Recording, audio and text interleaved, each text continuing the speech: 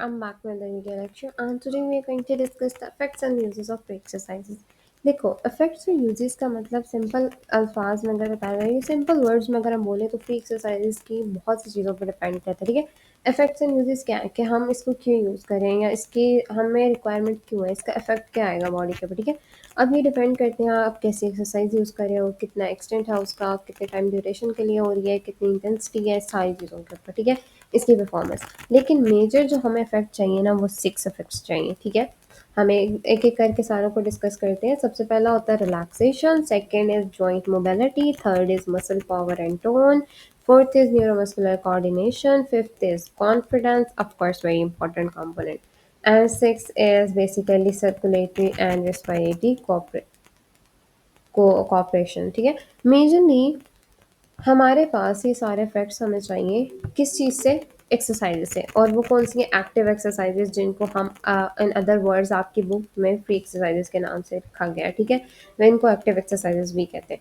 Relaxation चाहिए। अब relaxation किस चीज़ से चाहिए, सिंपल इज़ दैट कि हम स्टार्ट करते हैं जब रिलैक्सेशन के बाद फ्री एक्सरसाइजेस क्या करती हैं, हेल्प करती हैं आपको रिलैक्स करने के लिए टाइट मसल्स को ठीक है।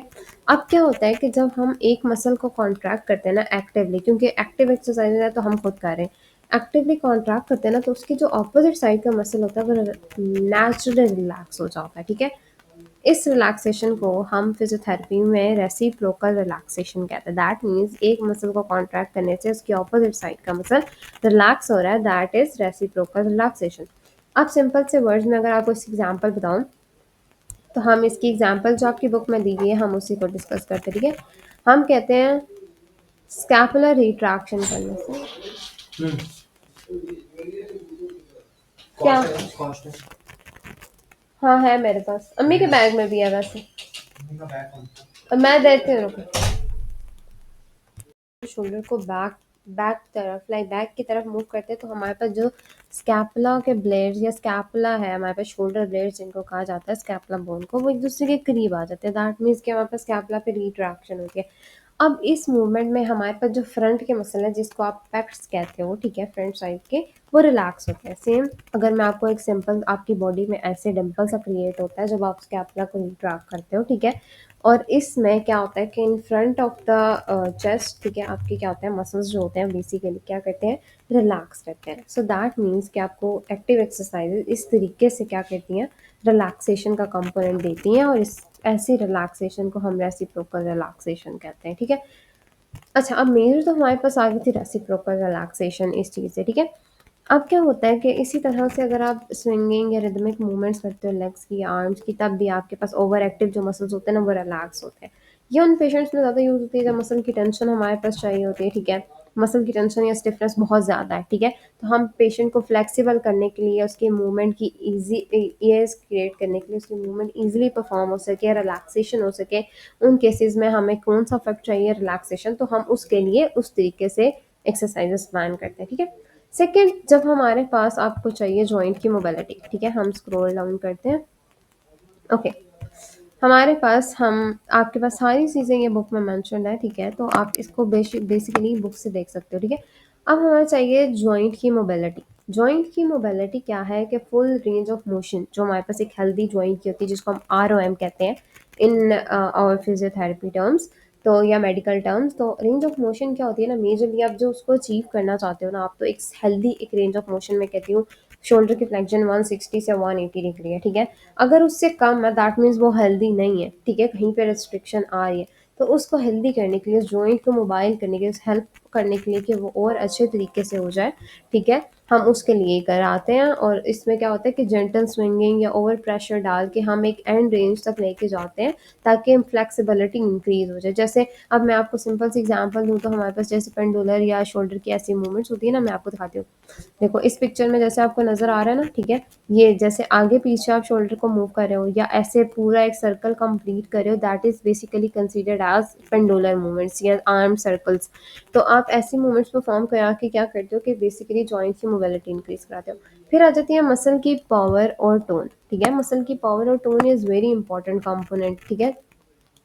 मसल की पावर ये होती है कि आप क्या करते हो ना कि आपको टोन मसल चाहिए होता है। टोन मसल के मतलब ये होता है कि स्ट्रॉन्ग जो मसल होता है ना, जब आप मसल पे रोज़ हर वक़्त काम कर रहे हो ना, तो एक मसल स्ट्रॉन्ग होता है, कि मसल जो होता है ना एक हार्ड सी और स्ट्रॉन्ग सी, अब वो हार्ड स्टिफनेस की वज़ह से नहीं होता, बल्कि स्ट्रॉन्ग होने की वज़ह से हार्डनेस आ रही है उसमें, ठीक है? ऐसे मसल को कहते हैं वो टोन्ड मसल्स हैं, ठीक है?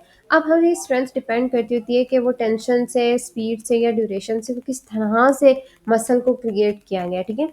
अगर तो आप स्लो करते हो, फास्ट करते हो या आप लॉन्ग ड्यूरेशन के लिए करते हो, हम उसमें टेंशन एक इंक्रीज़ कराते हैं, ठीक है? इट डिपेंड्स कि हम कैसी टोन इंक्रीज़ कराना चाहते हैं। हम ये डिटेल्स जो होती है ना, हम और डिटेल में बाद में डिस्कस करेंगे, ठीक है? इस लेवल पे आपके लिए यही इनफ है कि आपको टोन पता होनी चाहिए, आपको कैसे इसको अचीव करते हैं, ये सारी चीज़ें। अब फॉर एग्ज़ाम्पल मैं कहती हूँ कि आप जब स्ट्रेट लेग लिफ्ट करते हो ना, मतलब स्ट्रेट लेग रेज़ या सीधी टाँग उठाते हो, ठीक है?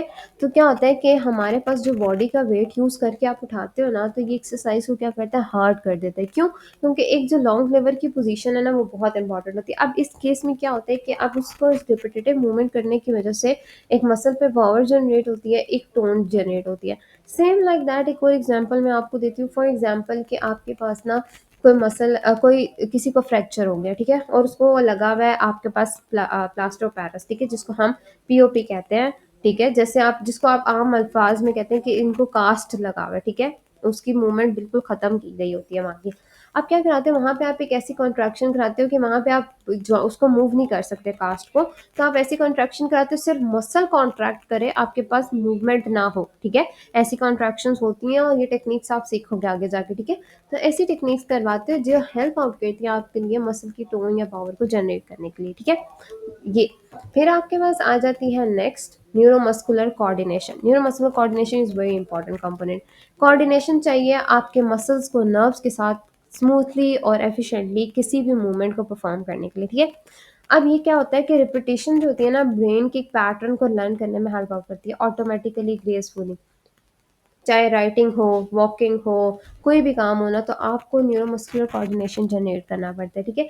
किसी भी नई स्किल को, किसी एक्यूरेसी को, किसी बैलेंस को सीखने के लिए ना आप क्या करते हो कि न्यूरोमस्कुलर कोऑर्डिनेशन पे काम करते हो।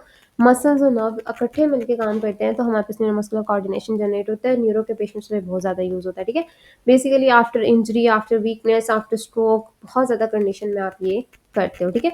अभी हम इन चीज़ों को काफ़ी अच्छे तरीके से आपको समझा रहे हैं, लेकिन इसको बहुत डिटेल में हम फिर डिस्कस करेंगे, ठीक है? जब आप आगे जाते-जाते हो स्टेप बाय स्टेप चीज़ों को लेके। कॉन्फिडेंस, ज़ाहिर-सी बात है, कॉन्फिडेंस एक बहुत इंपॉर्टेंट कंपोनेंट, और फिफ्थ कंपोनेंट ये इसलिए है कि हम पेशेंट को कॉन्फिडेंट फ़ील कराने की कोशिश करते हैं, क्योंकि पेशेंट बहुत ज़्यादा होप लूज़ कर जाते हैं जब आपके पास किसी लॉन्ग टर्म डिज़ीज़ की वजह से वो बेड रिडन हो चुके हैं, ठीक है? तो स्मॉल स्मॉल टास्क करवा के, मोटिवेशन इंक्रीज़ करा के, तो आप ऐसे इनकरेज करते हो कि हाँ ठीक है, कॉन्फिडेंस, एन्जॉयमेंट के साथ ऐसी एक्सरसाइज़ेज़ उनके लिए डालते हो ताकि वो ईज़िली कर सकें, ठीक है? और उनमें confidence confidence very important component, ठीक है? हमेशा याद रखना है आपने।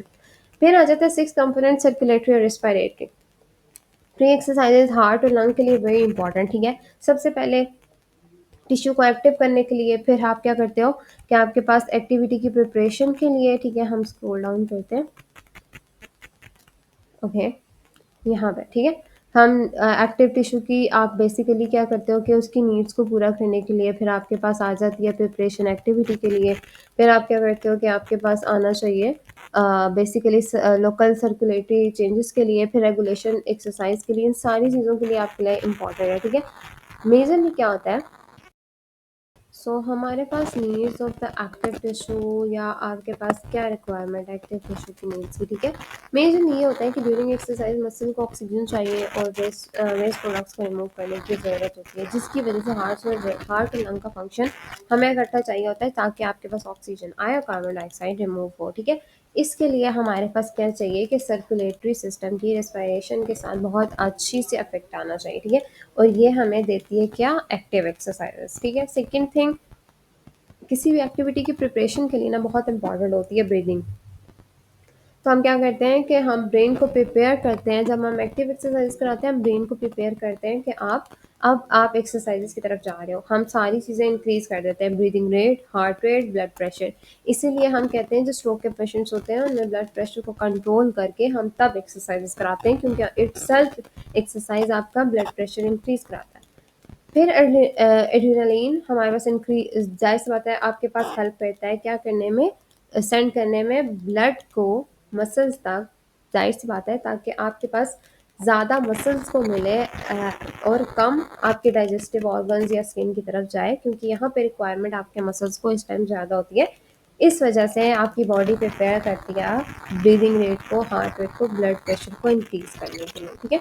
इसलिए हम ये सारी चीज़ें करवाते हैं ताकि किसी भी मूवमेंट को स्टार्ट करने से पहले हम सारी चीज़ें इंक्रीज़ करा लेते हैं, ताकि एड्रेनलिन जब रिलीज़ होता है तो वो डायरेक्ट मसल्स की तरफ जाए, ना कि वो किसी डाइजेस्टिव ऑर्गन्स और स्किन की तरफ जाए, ठीक है। मेजरली आपने बस ये कॉन्सेप्ट याद रखना है कि इसकी फ़िलॉसफी हम डिस्कस करेंगे।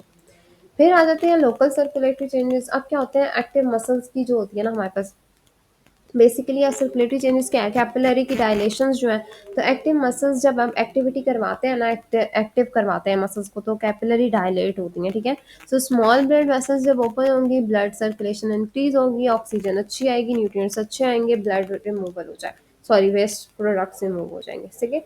फिर इसके बाद लास्ट जो है वो regulation during exercise, very important. जब हम एक्सरसाइज कराते हैं ना, हमारी बॉडी को एक वीनस रिटर्न चाहिए, आपको पता है कि ब्लड ने वापस हार्ट की तरफ जाना है। तो ये डीप ब्रीदिंग एक्सरसाइजेज, मसल की कॉन्ट्रैक्शन, मसल को आपको पता है ना, मसल कॉन्ट्रैक्ट करते हैं तो मसल एज अ पंप भी यूज़ होता है, ठीक है, ताकि वो ब्लड का जो होता है वो रिवर्स बैक करते हैं, जैसे हम काफ मसल्स को सेकेंड हार्ट भी इसी वजह से कहते हैं। तो ये इंपॉर्टेंट एक चीज़ होती है कि आपको ये चीज़ें पता होनी चाहिए कि मसल एज अ पंप भी यूज़ हो रहा है, जो ब्लड को रिवर्स कर रहा होता है वीनस रिटर्न को वापस हार्ट की तरफ भेजने के लिए। तो हार्ट जो होता है ना, वो जितना स्ट्रॉन्गर वर्क करता है, पंप ब्लड करता है आपकी बॉडी में, ठीक है। तो आपको ये चीज़ होगा कि जितनी एक्सरसाइज आप अच्छी करोगे तो आपके पास ब्लड की पंपिंग भी अच्छी हो जाती है, बॉडी टेम्परेचर रेज होता है, स्वेट ग्लैंड्स एक्टिवेट होते हैं, स्किन की कैपिलरीज वेरी इंपॉर्टेंट वाइडन हो जाती हैं और हीट को रिलीज करती हैं। इसका मतलब ओवरऑल ऑक्सीजन, ओवरऑल हेल्थ जो है, रिस्पिरेटरी सर्कुलेटरी, वो आपकी सर्कुलेशन, रिस्पिरेशन और हार्ट की हेल्थ के लिए बहुत इंपॉर्टेंट होती है। क्या चीज़? Active exercises. तो ऑलवेज रिमेंबर एक्टिव एक्सरसाइजेस के क्या क्या थे?